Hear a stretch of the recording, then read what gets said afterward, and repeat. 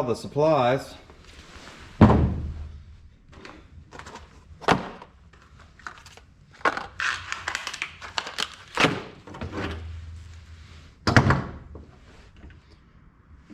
Let's see if we can't do something with all this. Something's missing in this area. And if you take a closer look, this battery cable isn't so hot. This battery cable isn't looking so hot. And at a closer inspection, our battery hold down bolt is broken off in the plastic tray. Boo. Take my first step and hit it with a whole bunch of WD-40. Now we're gonna get a specialty tool. See if we can't work this guy out of there. Enter special vice grips.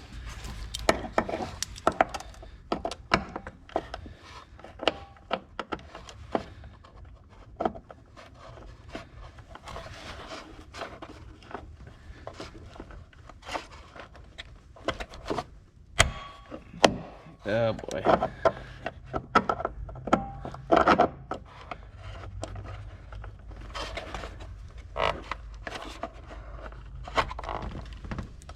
Ugh.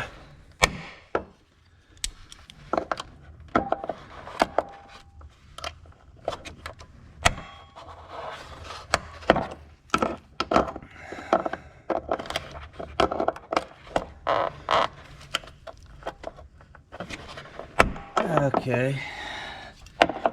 Up here is as if the special vice grips aren't going to do the job. They just keep popping off the top. Enter specialty tool number 2.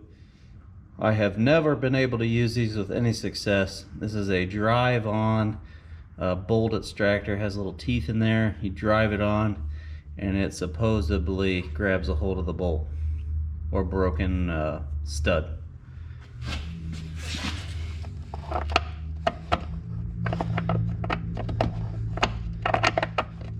And fail. The remaining part is too small for the opening in there. Running out of options here. The last thing that I'm going to try is I have a nut. It's a 1/4-20. Fits right over the stud really good. And we're going to try to blob a little weld there on top and stick this nut to the stud without melting our plastic. The problem is I can't reach the welder to where the car is located right now. So I'm going to try to pop these bolts out of this tray, take this tray out and take it to the welder. Anybody knows where I can find my missing deep well 8mm, let me know.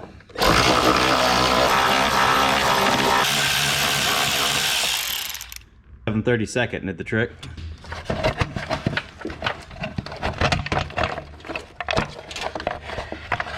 All right. Wait a minute.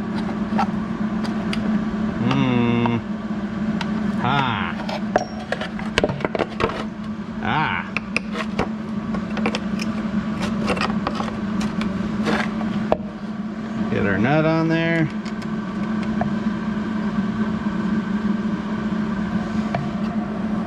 Alright, now all I gotta do is stick that nut to that stud.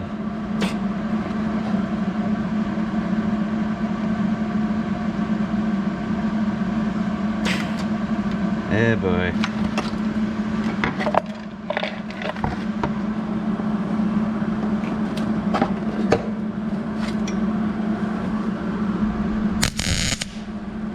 Let's get a wrench and see if that's gonna do the trick. Come on, baby. Yep, wasn't adhered good enough. First you don't succeed, try again. And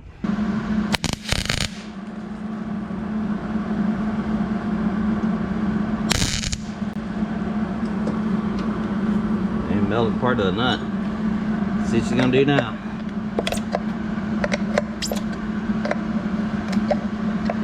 Oh, something's happening. And it broke off again.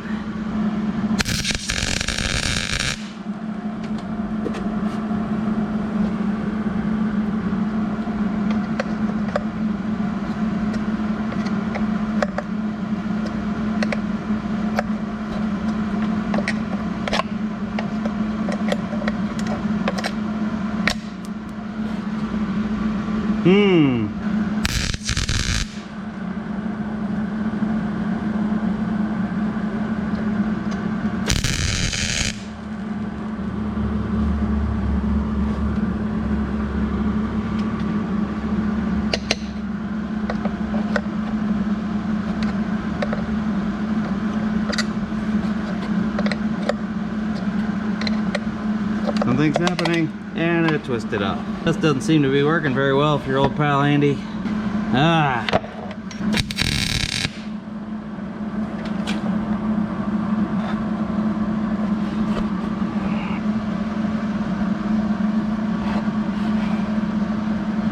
Ah. We tried.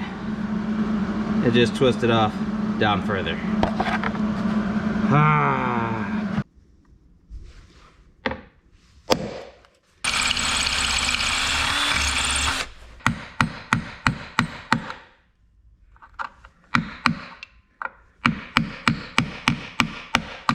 I had to take a minute off camera because this was really being way more of a problem than what it needed to be. And there were several profanities flown, and yeah, not suitable for the video. I did finally chip it out of there after drilling it and hitting it with the chisel. I broke away the remaining chunk of the bolt that was left. Now we're going to try to drill it straight from the top side and see if there's any meat left so we can re-tap it. If not, we'll have to weld it and then re-drill it. Here we go.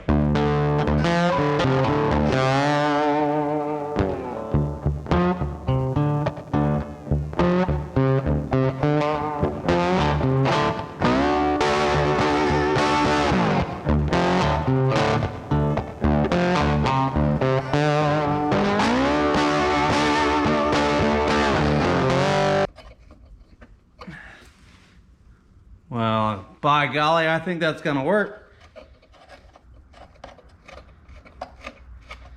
It's not the prettiest job, not my best work.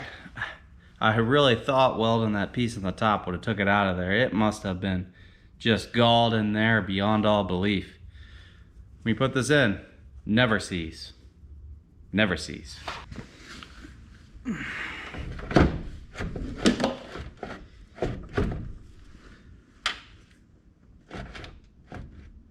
Slippery. Got a little wedge retainer block.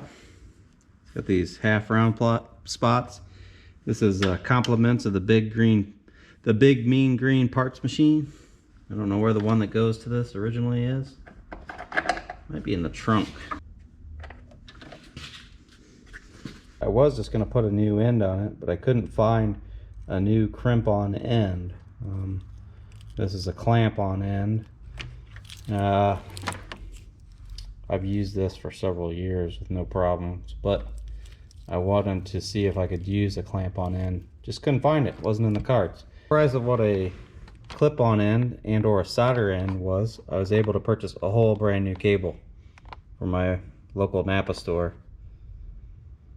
So let's get this out of the box, get this installed.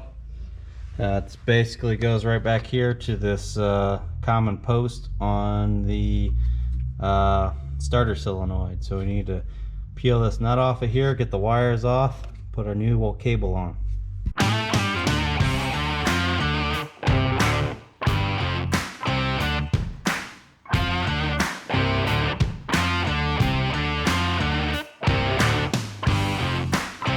I'm gonna put a little dielectric grease on all the eyes that are on here, just to try to help prevent corrosion.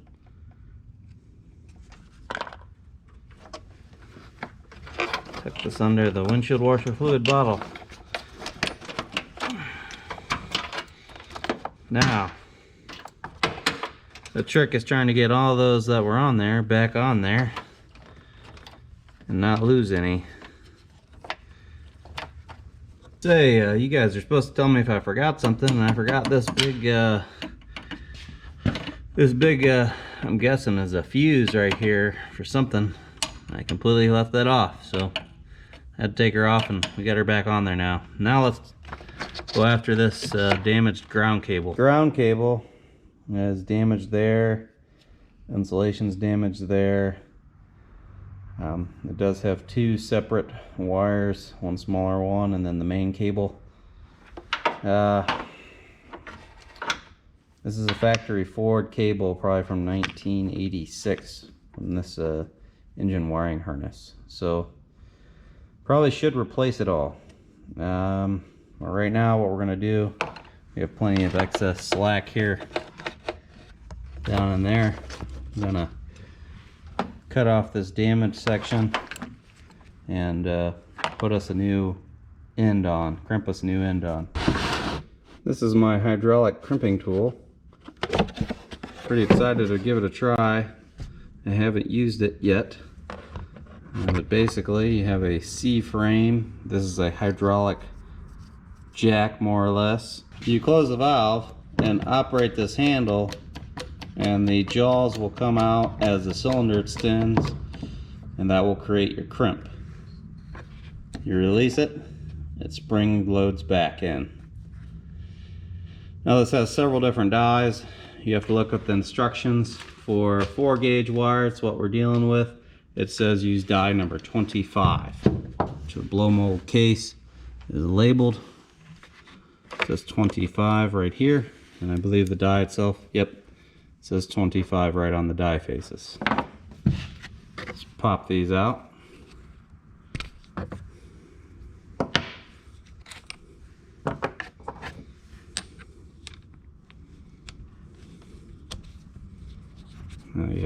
Looks like you might have to put the top in first. Top in, and then the bottom. Let's do a test run here.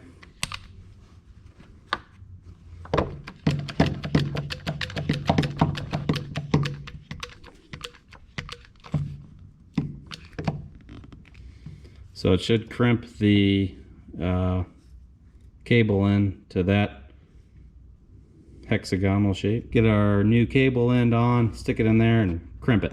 I do not have a pair of side cutters that are big enough to cut that, but I do have a set of old PVC pipe cutters that are damaged and no good anymore for pipe. Let's see what happens.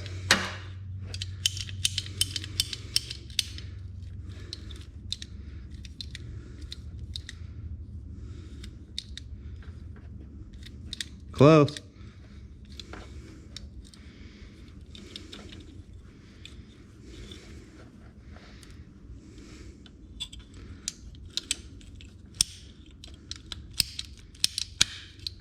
Look at that. That worked pretty good. $1 million question. So I'd be able to shove both of these into this.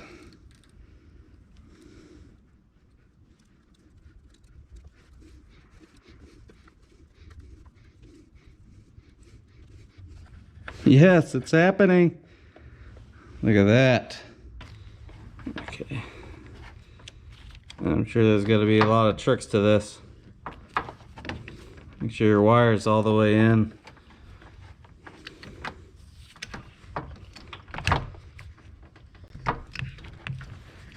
She's starting to crimp. Okay, she's stroked out. Let's open her up.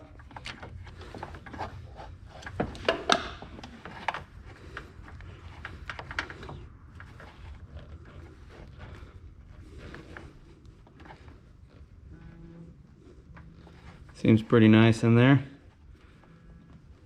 Oh, well, your old pal Andy got excited and he did not put the shrink wrap on. Jeez Louise. Maybe if we're lucky, I'll be able to slide it on over the end. Starting in the middle. That way you don't get air bubbles.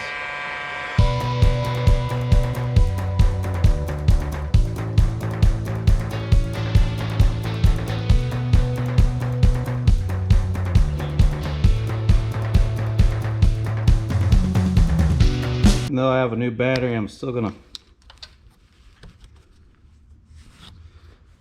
clean the posts. Going to apply my dielectric grease to the terminals. Help prevent corrosion and make good contact. I was afraid they changed it to some goofy metric thing.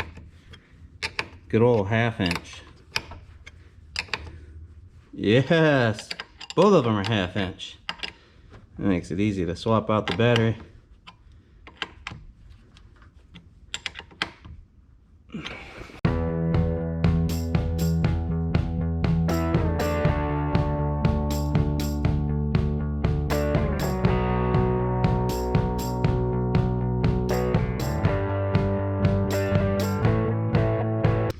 Well, I doubt that'll stay like that, but I like it for some reason, just the way it looks. All right. Oh, Christine is finally ready to come out of storage. We got the brand new battery installed. We got brand new battery cable on the positive side. We got a brand new battery end on the negative side. Probably gonna have to replace that one in the near future. But let's wake this old girl up and have some fun. Here's to Christine, here's to Halloween. Thanks for watching, everyone.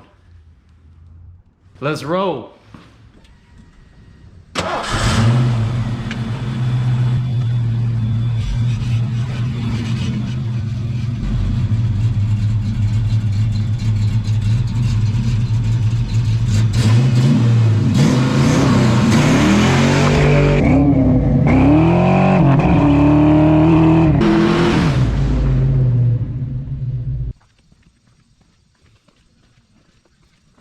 It took a couple takes. Yeah. Oh yeah, listen to that power. She's a little chunky. I kind of like her that way. If you like this video, don't forget to give me a thumbs up. Leave your questions and comments in that section below. And don't forget to tickle that subscribe button on your way out. Yeah, Christine, 1992. 5-liter, custom built by me and Dad. What a sweet ride. Thanks for watching, everyone.